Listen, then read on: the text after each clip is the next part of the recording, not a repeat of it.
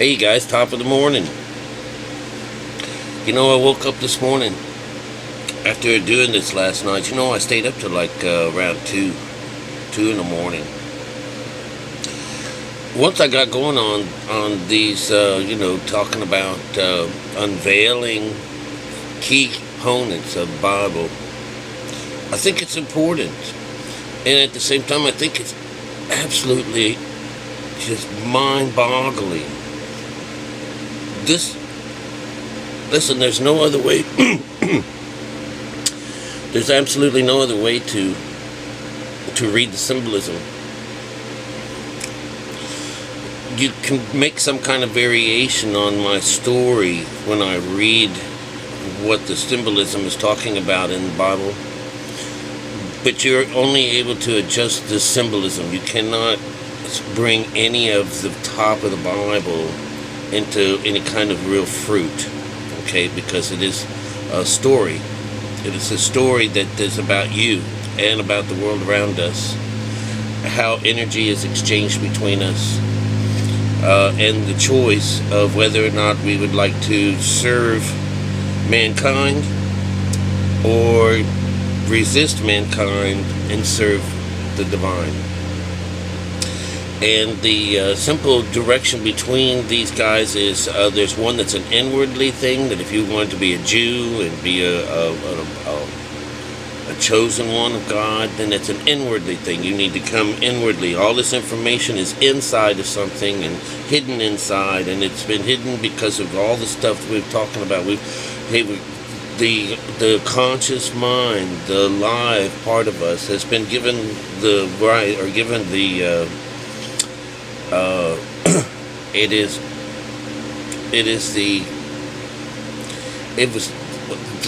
the lower side of us has been given the right to rule over this part of our world. They really can't do it without some kind of a story. They have to, this devil thing that we hear about all the time is that they like to tell you what they're doing in some way. We call it they would call it some kind of programming, pre-programming, so that they can say that, hey, I did tell you, it was there, type of thing. Kind of whitewashes the devil side of things, but I'm telling you that I'm going to do a quick little thing here on what is the false prophet. And this is the second beast that's been mentioned in the in the scriptures, in the book of Revelation. Anything with two horns on it, that number 2 represents you, no matter what. But that 2 has got a good side and a bad side to it. And when 1 and 2 come together to make 3, that's you connecting with your mind. That's you're connecting with the main source of God.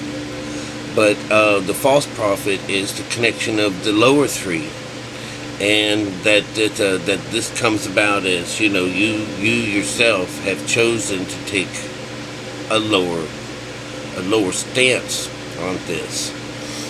And that means that what you have done is that you have opted out of the inside kingdom of God, and you are now serving the outside. So when it comes to the masters, you can't serve 2 masters. You can only serve one. You'll love one and despise the other. That's how it works. So right now, what they're talking about, they're wanting us to keep cool, keep steadfast, and rebel against, or don't, try to, we're right here beside it, right beside us. So we try to resist Babylon, and so this way we're stayed together, and we do this through connecting with the God, with Lord. This Trinity protects us from this outside world. That's pretty much what it's saying. Whatever the magic is involved with that is that it's a higher thinker, and that hell basically eludes you.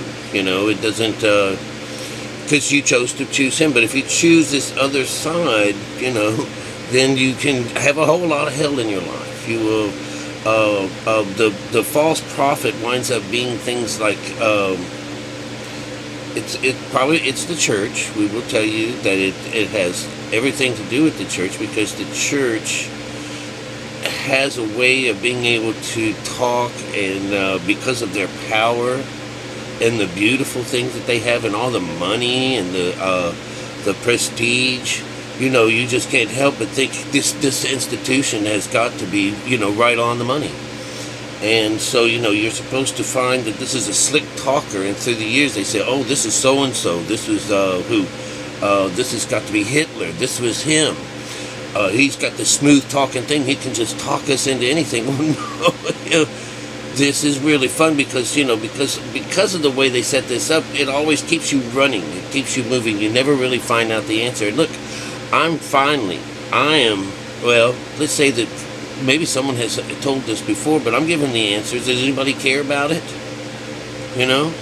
This should be like the coolest thing on earth. It's like opening up, not Pandora's box. This is some kind of a, wow. This is what's caused the problems. This is the grip that mankind has on that this lower conscious has. Look, this is explaining everything now, whereas before there was just question mark, question mark, question mark. Listen, it's really defined. The Antichrist is anyone. The Antichrist is, if they were to do a picture of the Antichrist, which they say there's a picture out there, you know who it winds up being? It winds up being the bloody Jesus. The bloody Jesus in the Bible is you killing yourself for Christ. This is the killing of the Lamb. And when we see and hear from Jesus, when he's got the sword coming out of his mouth, he's also covered in blood. All right, that's covered in the Spirit, and it's his own blood.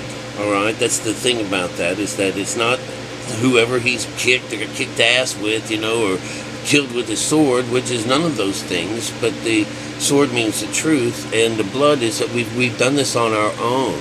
That we've done this on our own.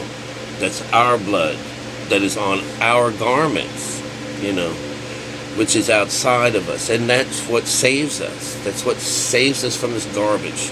Okay, if there was anything to be saved from, it's just the lower mind. So we're pretty much sure that they made us worship this image. Okay, there's another one that's coming out now. They're bringing out Baphomet. They've got Baphomet coming out. This is like, this is that Holy Trinity, not the Holy Trinity, the Unholy Trinity. Do you understand? So, it's really about the worship of the material side of things,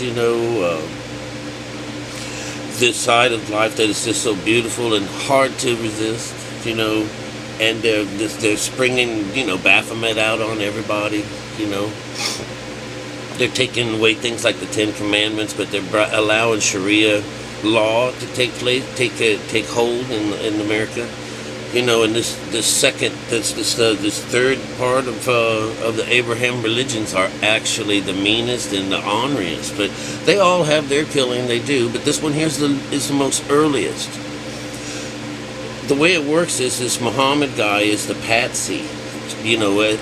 All of these stories come from this Persia area. They really do. Somewhere, it's all been set up. Of course, because it's been given to the devil, and the devil has to go out there and put his Starbucks on this corner, make sure he's got a McDonald's on that corner, and make sure he's got his Macy's over there.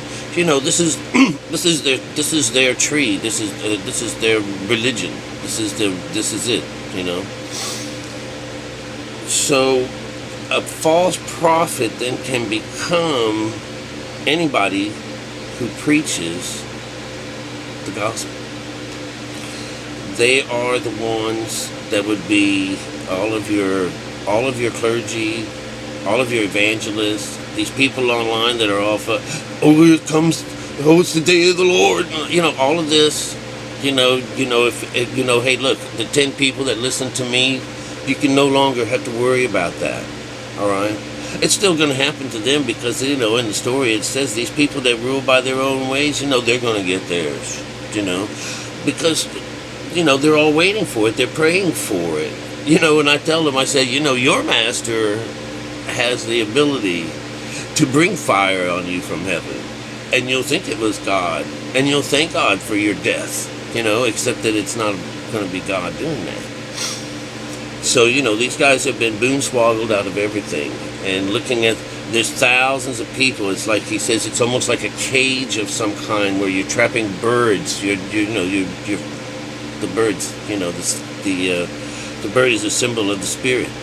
And so, when you see people like, Joel Osteen and these mega churches, those are like giant cages for people, and they're all working off of this prettier side, fancy talker, and are just absolutely boondoggled, and giving them riches and more riches and riches while these guys do nothing. They absolutely do nothing. If you go on to God's side of things, it costs you nothing, and he takes away things from you, and he gives you stuff, not material things, but he doesn't go for the poor. He doesn't take out the hungry. He takes these things from you. These guys do nothing for you, and you give money to them, and so this is all.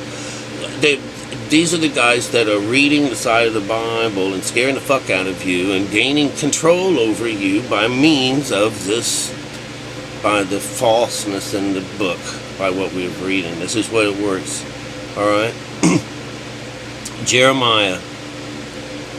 And it's because of the poor people, and the poor people are those people that don't have the knowledge. Now look, I'm kind of one of the poorest people I know. I have absolutely nothing. I have little things, but I live in a world where I have this little bubble over me that I can live in a smaller and tighter world where the world around me goes really fast, just like this. But inside of my little world that I've created, it goes slower. It's in a different world, different time zone. I've been living like that for many, many, many years. But I still have to go outside and make some money and get back in here, or it doesn't work. I can't just live off of air. But it's just a simpler way of living things right now. And I'm going to tell you that it's poor, and I have all this information. This is the poor man that is just absolutely rich. I've got skills out the yin yang. I worked on all of them all my life. So I know a little bit about a lot of things. I'm a jack of all trades and a master of a few. I still can't spell, but I have a condition that has tripped me up, almost like has put some kind of a stone in front of me to keep me up, to keep me from being able to express myself correctly. But I've tried to get over that too. It's like the words of Moses being put in the words in your mouth by the Lord. He says, I can't speak, I can't do anything. He says, just shut the fuck up. I'll help you out. So, that's what I've been struggling with, was telling these stories. What do I want to do? I'll tell these stories, no one's going to love me. No one's going to like me anymore. And I am very well liked. Not that I need it. Maybe so. I don't know. But I don't need to be defined by the outside world yet. As a child and growing up here in Key West, Florida, I came as a young man and grew up right in front of them, and they helped me. I'm an artist. It's the community that raises the child. So they love me, and they have. It's a small world down here, and kind of popular. And for me to go and to do something like this is kind of like, oh my God, they're going to wind up hating me. And so, in the book here, it's supposed to someone who lays down their life for the Lord will give some riches. Now, I know that all that means is going into meditation. What happens on the outside when you start breaking the little diorama that people live under? When you tell them that that they're following, they're on the wrong side of the gospel. It's not very. That's. I don't care. I think this is cool. I don't care. I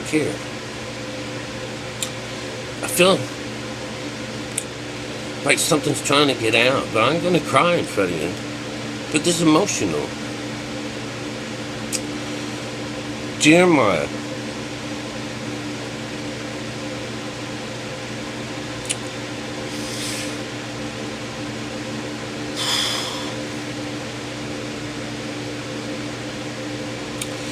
If someone's going to fuck up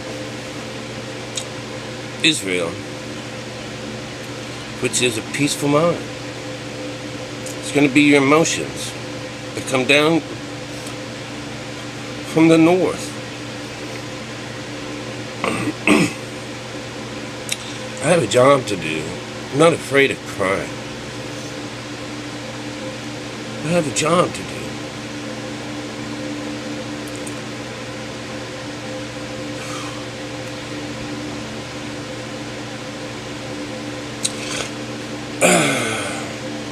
Jeremiah, chapter 5, chapter 5, verse 31. The prophets prophesied falsely, and the priest bear rule by their means. And my people love to have it so. And what will they do in the end thereof?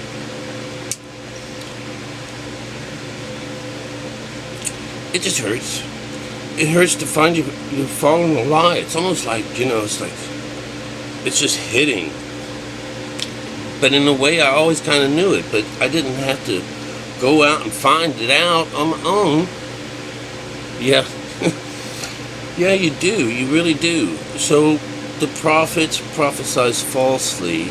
Prophets are, if I'm out here telling you about doom and gloom and reading out the Bible and we're all looking for, Jesus coming in the air and stuff like that, that would make me a prophet.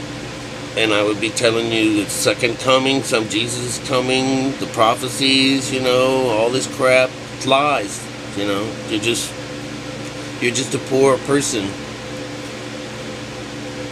No matter how rich you are.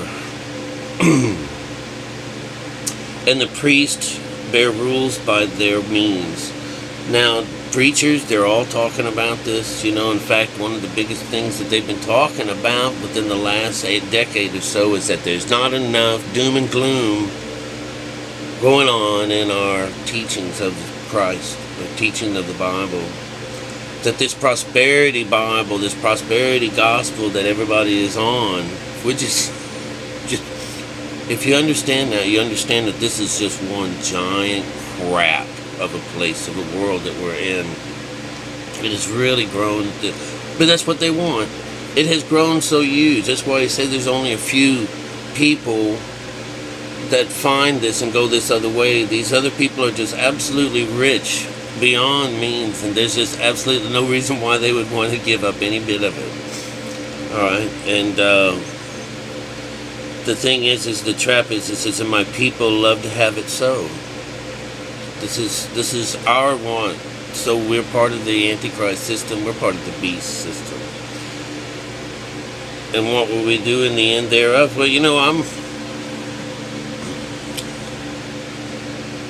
I'm free of it. I think once I get a cry out, it'll be gone. Tears are poison. And if you suck them back in, like I'm doing, it's going to make you sick. That's how it comes. That's how it works. But I'll get off of here in a little bit, and I'll take a ride on the bicycle. It's just hard. It's just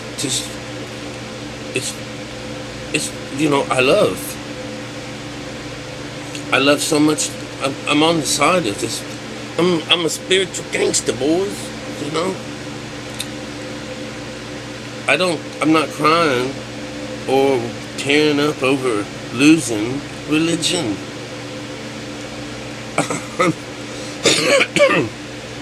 I'm just thinking of how hard it's going to be from this point on. It's not going to. I'm not going to have any trouble not being a part of it. I'm not going to have any trouble with that. But living right alongside of these people who bring hell right onto earth, come on, this is going to be a wild, wild ride, you guys. Let's see. So you understand that there's no hell except what we have here on earth. There's no heaven that you go to when you die. There's heaven only for you now, for those that find it. And that heaven will give you some little cushion against this. Put you on the other side of the fence. Remember, we're supposed to love the neighbor. We have to be here.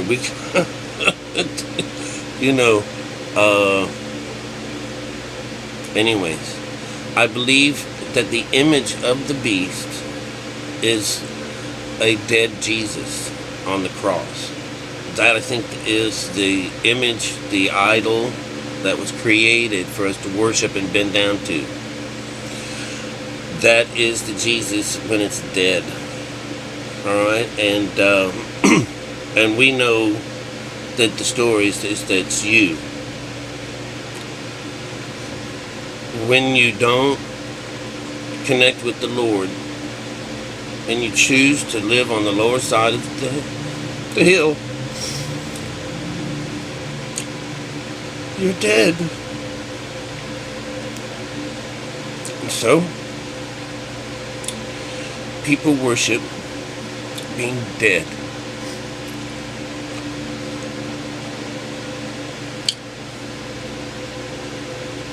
It's crazy. It's crazy. I love you.